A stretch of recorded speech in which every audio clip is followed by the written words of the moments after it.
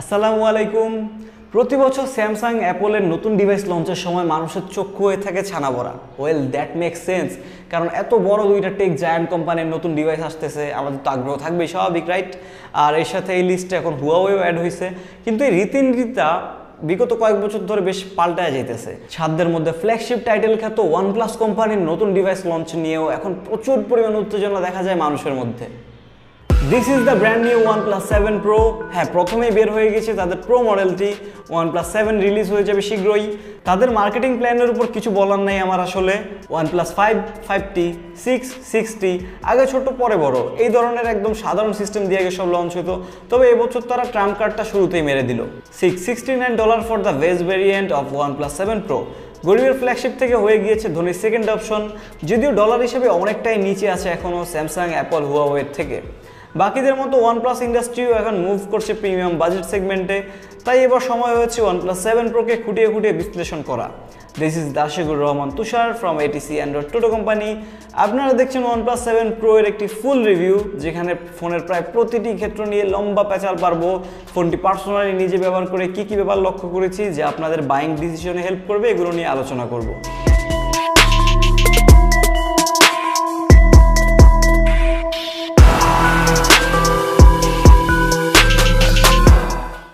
আমাদের OnePlus 7 Pro পাঠিয়েছে বসুন্ধরা সিটির লেভেল 5 এর দোকান ফোন সেল থেকে।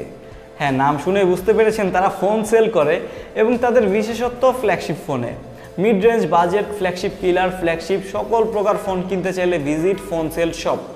তাদের ফেসবুক গ্রুপের ঠিকানা নিচে দিলাম, জয়েন করে নিতে পারেন, প্রাইস আপডেট পাবেন নিয়মিত। অনেক তো কইলাম, চলুন এবার আনবক্স করে ফেলি।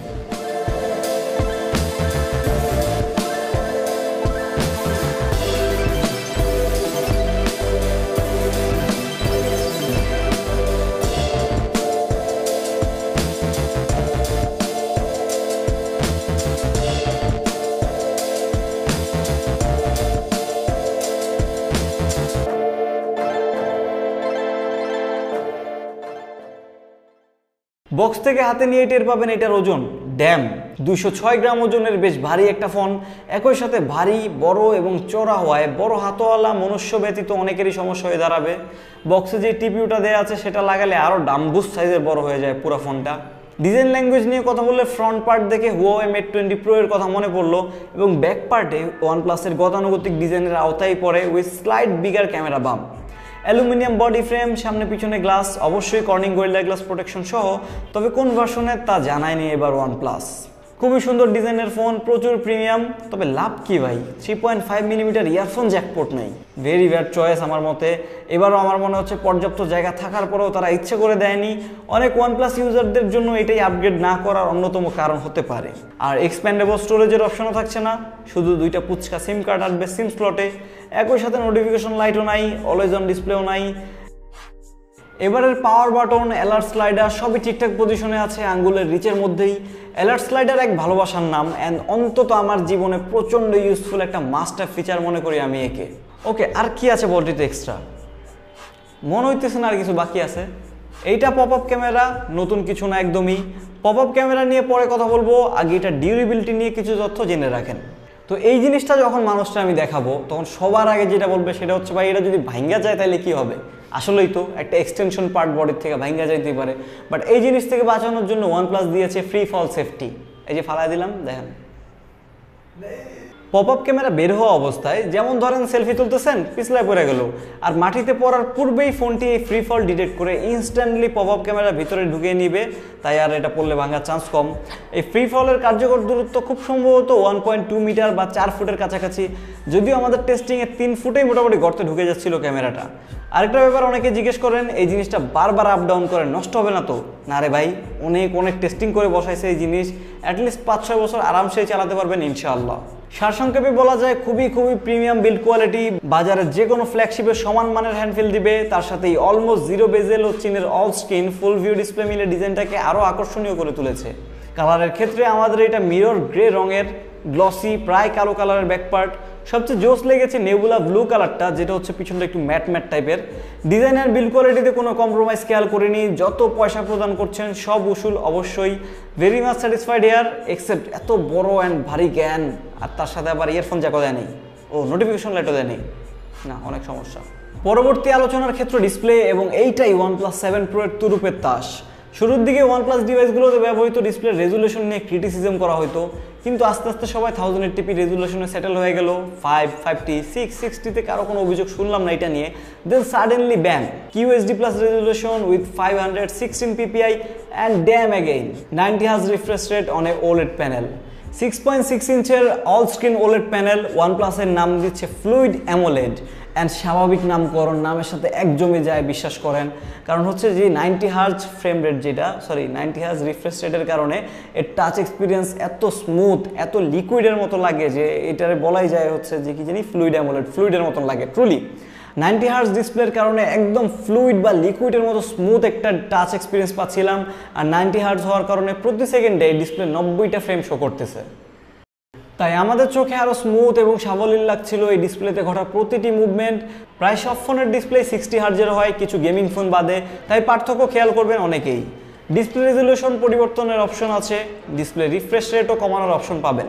তো এই 90 Hz যে রিফ্রেশ রেটটা, এটা মোটামুটি এই ফোনের সবখানেই কার্যকর, যতটুকু আমরা জানি। শুধুমাত্র ফোন কল, ক্যামেরা অ্যাপ এবং ভিডিও দেখার সময় ওটা তো হয় না 90 FPS সাধারণত। তো এই তথ্য দিয়েছে আমাদের MKBHD ভাই তার OnePlus-এর ভিডিওতে, আপনাদের জানিয়ে দিলাম আর কি। মোটামুটি সবখানে কার্যকর, স্পেশালি হচ্ছে যখন ব্রাউজিং করবেন, ও স্মুথ। আর এই রিফ্রেশ রেটের ব্যাপারটা আমি ক্যামেরায় দেখিয়ে বোঝাতে পারবো না ভাই, নিজের চোখে এবং ব্রাউজিং করার সময় নিজেই বুঝবেন কতটা বেটার এক্সপিরিয়েন্স পাওয়া যায় আগের থেকে। আর ডিসপ্লে কোয়ালিটি নিয়ে বললে এটা literally one of the best display on a smartphone. Even Samsung S10 সিরিজের ডাইনামিক অ্যামোলেডের সাথে 19-20 এমন অবস্থায় থাকবে বলে মনে হয়েছে আমার। যথেষ্ট ব্রাইট, প্রচুর কালারফুল এবং যথেষ্ট শার্প একটা ডিসপ্লে প্যানেল, সাথে খুবই সরু চিন এবং বেজেল হওয়ায় হাতে ডিসপ্লে ধরে আছে এমন একটা অনুভূতি পাওয়া যায় ভালোভাবেই। আবার এর সাথে যুক্ত হয়েছে দুই পাশে কার্ভ করা এজ ডিসপ্লে। OnePlus এই জিনিস দিয়েছে দেখে আমি সত্যি সত্যি অবাক হয়েছি। Curve, no notch, no distraction, খুবই অল্প, অলমোস্ট জিরো হচ্ছে বেজেল অ্যান্ড চিন এরিয়া। তারপরে হচ্ছে এত সুন্দর একটা ডিসপ্লে 90 Hz-এর, তো আর কি লাগে সত্যি কথা বলতে। আমার দেখা one of the best Android smartphone degree, মানে অ্যান্ড্রয়েড না, জাস্ট অ্যান্ড্রয়েড না, স্মার্টফোন ডিসপ্লে এক্সপিরিয়েন্স এটাতে। আর কার্ভ ডিসপ্লে হওয়ার পরেও হাতে নিলে যথেষ্ট রেস্টিং প্লেস পাওয়া যায়, তাই মিস টাচের দেখা কম পেয়েছি। ওয়াইডব্যান্ড L1 সাপোর্ট আছে, HDR10+ কমপ্লায়েন্ট ডিসপ্লে প্যানেল। এরকম বড় এবং জুস ডিসপ্লেতে গেমিং এবং ভিডিও কন্টেন্ট ওয়াচিং এক্সপিরিয়েন্স ছিল একদম খাঁটি পুরাই জুস। তার সাথে জুসে এক্সট্রা বরফ হিসেবে যুক্ত ছিল স্টেরিও স্পিকার্স। ফাইনালি আমার মতো ফ্ল্যাগশিপ ফোনের অতি গুরুত্বপূর্ণ ফিচার, স্টেরিও সারাউন্ডিং স্পিকার্স। বেশ ভালো পরিমাণে লাউড সাউন্ড, স্টেরিও ফিলটাও জুস।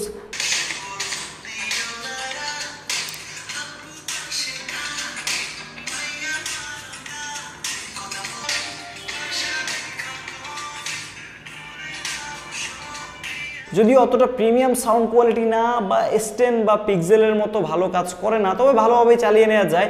এবং স্টেরিও হয় বাকি 5টা সাধারণ ফোন থেকে তো এক ধাপ এগিয়ে থাকবেই। আর 3.5mm ইয়ারফোন জ্যাকপোর্ট না থাকায় ওয়ার্ড ইয়ারফোনের ডঙ্গল দিয়ে কাজে লাগাতে হবে, তাই এটা বাদ দিলাম। ওয়্যারলেস ইয়ারফোন এবং লাউড স্পিকারের জন্য ডলবি অ্যাটমস এবং aptX HD সাপোর্ট তো আছেই।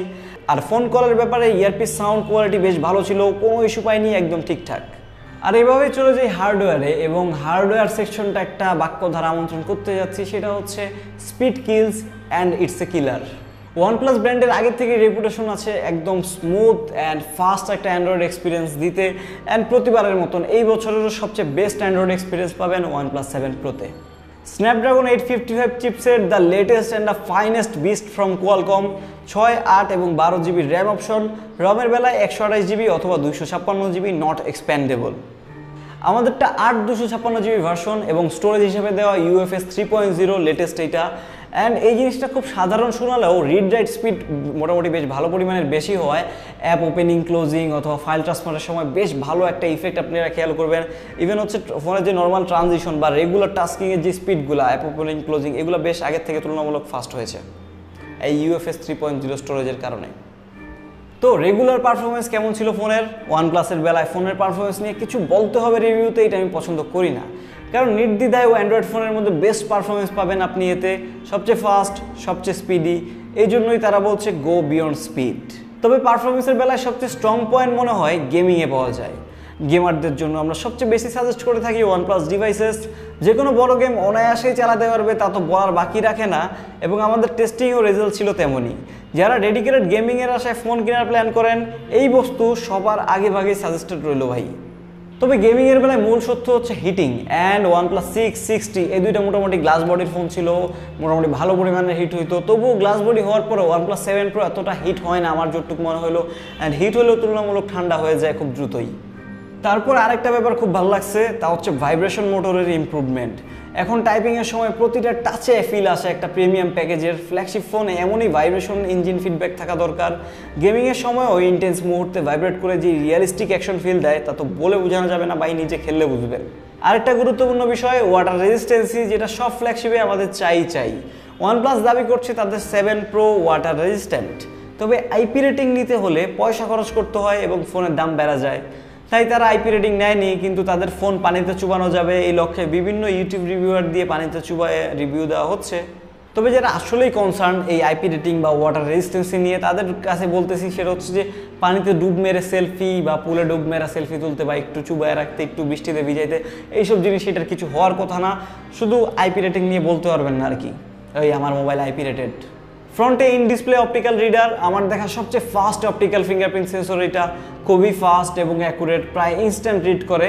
আর ফেস আনলকও আছে সফটওয়্যার বেস, যদিও সেটা লিস্টের বাইরেই রাখছি আমি, কারণ প্রতিবার এই ক্যামেরা উঠবে, ফেস রিড করবে, আবার নেমে গিয়ে এরপর আনলক হবে। অনেক বিরক্তিকর একটা প্রসেস, যদিও এতটা সময় লাগে না যতখানি বললাম। যদিও স্পিড যথেষ্ট ফাস্ট, তবুও ফিঙ্গারপ্রিন্টে স্টিক থাকতেছি, ফেস আনলকটা অফ করে রাখার মতে আমি।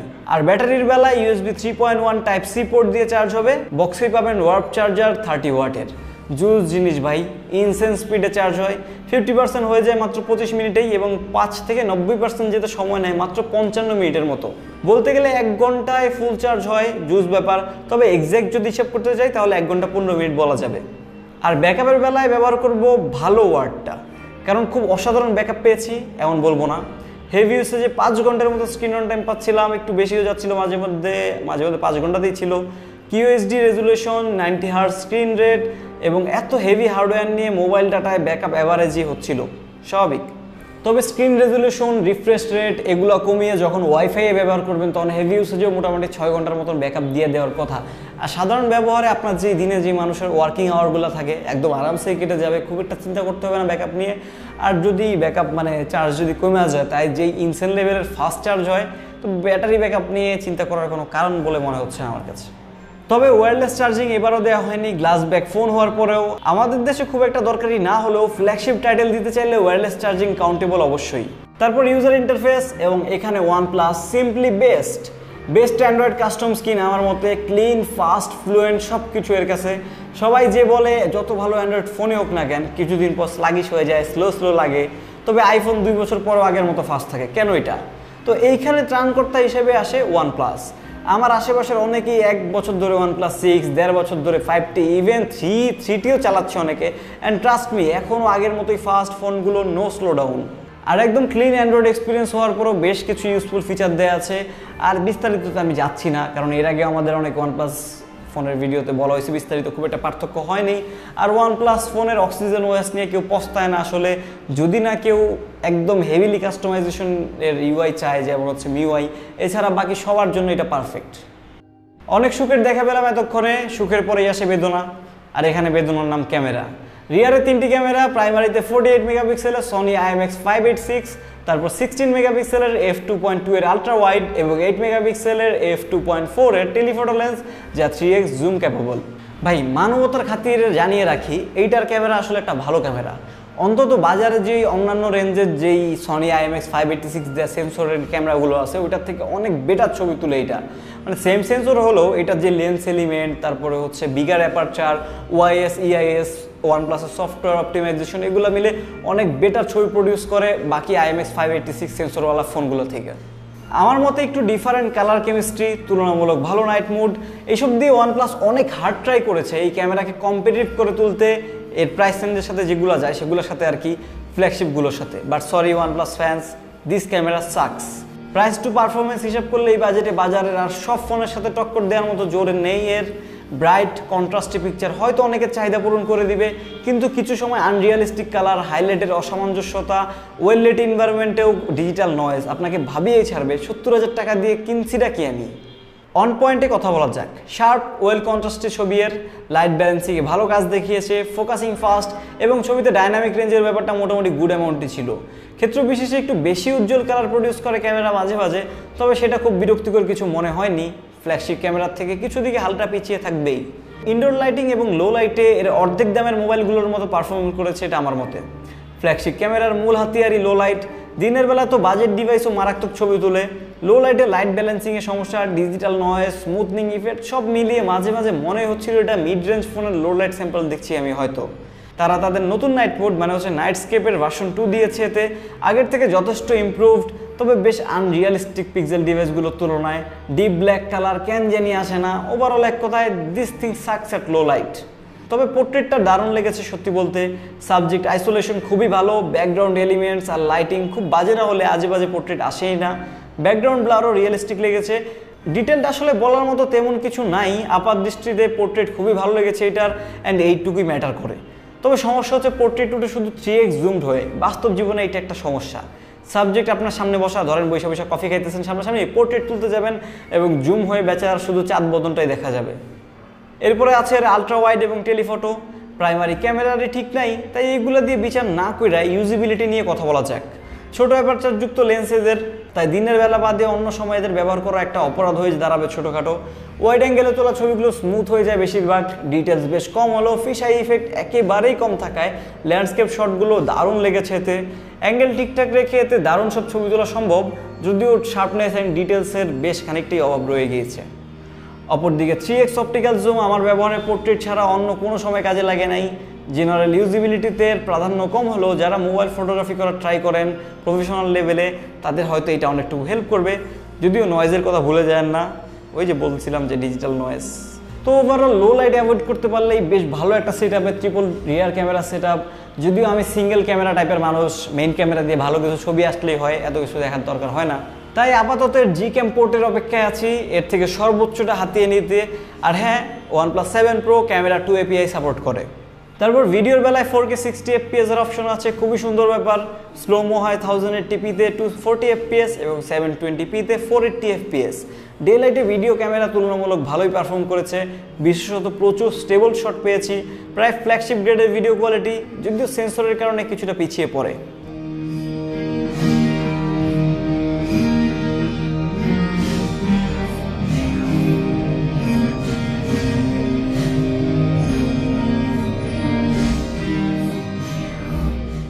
আর এই ফোনের সবচেয়ে স্ট্রং পয়েন্ট এর ফ্রন্ট ক্যামেরা। এর জাত ভাই ওপ্পো, ভিভো এর মতো এতে ফ্রন্ট ক্যামেরা নিয়ে হতাশ হওয়ার কিছুই নেই। 16 মেগাপিক্সেলের সোনি IMX471 সেন্সর দেওয়ায় খুবই ডিটেলড, কন্ট্রাস্টি, শার্প এবং রিয়েলিস্টিক কালার টোন সমৃদ্ধ পিকচার তুলতে পারছিল এটি। কয়েকবার মাঝে মধ্যে আবার ওয়াশড আউট পিকচার এসে পড়ে, যদিও সেটা রেয়ার। যে কোনো social media type ready picture এসে যাবে এক ক্লিকেই, তবে পোর্ট্রেটটা আরেকটু ইমপ্রুভ করার সুযোগ হয়তো বা আছে। আমাদের OnePlus 7 এর বোনাস স্পন্সর হচ্ছে কভার স্মার্ট। দেশের গ্যাজেট এবং অ্যাক্সেসরিজ বাজারে বেশ পুরাতন নাম কভার স্মার্ট। প্রচুর ইউনিক গ্যাজেটস এবং কভার পাবেন সেখানে। কোয়ালিটির দিকেও চিন্তার কিছু নেই, অনেক বছর ধরে সফলতার সাথে ব্যবসা করে যাচ্ছে কভার স্মার্ট। লিঙ্ক ডেসক্রিপশনে রইল। আর অনেকেই দেখলাম মোটামুটি রাগান্বিত, OnePlus তাদের যে ফ্ল্যাগশিপ কিলার লাইন আপ থেকে ফ্ল্যাগশিপের লাইন আপের দিকে চলে যাচ্ছে দামের দিক দিয়ে। হ্যাঁ, OnePlus ফ্যানদের রাগান্বিত হওয়ার কথা লজিক্যাল, কিন্তু OnePlusও তো তাদের কোয়ালিটিটা প্রুফ করে আসতেছে বিগত 5 বছর ধরে। আমার মনে হয় বর্তমানে তারা ওয়েল ক্যাপেবল ফ্ল্যাগশিপ গ্রেড কিছু দিতে, টিপিক্যাল ফ্ল্যাগশিপের থেকে কম দামে। এখানেও কিন্তু তাই হচ্ছে, যতখানি তারা 7 Pro দিচ্ছে তা দামের তুলনায় আমার কাছে যথেষ্ট রিজনেবল মনে হচ্ছে সত্যি বলতে, এক্সেপ্ট দ্য ক্যামেরা অবশ্যই। কোম্পানি তো আজীবন ছোট হয়ে বসে থাকবে না, তাদের ফ্ল্যাগশিপ কিলার OnePlus 7 তো আসছেই। 7 Pro দ্বারা তারা ফ্ল্যাগশিপ যুদ্ধে এক পা ঢুকিয়ে রাখলো, এমন হচ্ছে ব্যাপারটা। হয়তো বছর 3 পর তারা ডিরেক্টলি স্যামসাং, অ্যাপল, হুয়াওয়ের ফ্ল্যাগশিপগুলোকে টেক্কা দিতে ফোন লঞ্চ করবে, হু নোজ। জাস্ট আমাদের এতটুকু এক্সপেকটেশন তাদের প্রতি রাখা উচিত, অ্যান্ড তাদেরও দায়িত্ব ঠিক রাখা উচিত যে তারা ফোনের মান বজায় রেখে দামটা বাকিদের তুলনায় কম দেয়া। কারণ এই আইডিয়াটার জন্য, এই জিনিসটার জন্য, এই যে মানে বেটার এবং দামে কম, এই জিনিসটার জন্যই মানুষ OnePlusকে তাদের মনে জায়গা করে দিয়েছে। আর বর্তমানে কিনবেন কি কিনবেন না এই সাজেশন জানাতে গেলে একটু ক্যালকুলেট করে নিতে হয়।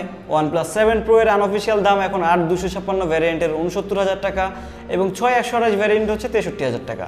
এই দামটা আরও কমে যাবে খুব দ্রুতই। আনঅফিসিয়াল প্রাইসের কথা ভাবলে 62,000-এ স্যামসাং S10 প্লাস পাওয়া যাচ্ছে আনঅফিসিয়ালি, আর অফিসিয়াল প্রাইস 6/128 হচ্ছে 63,000 টাকা এবং 8/256 হচ্ছে 76,000 টাকা।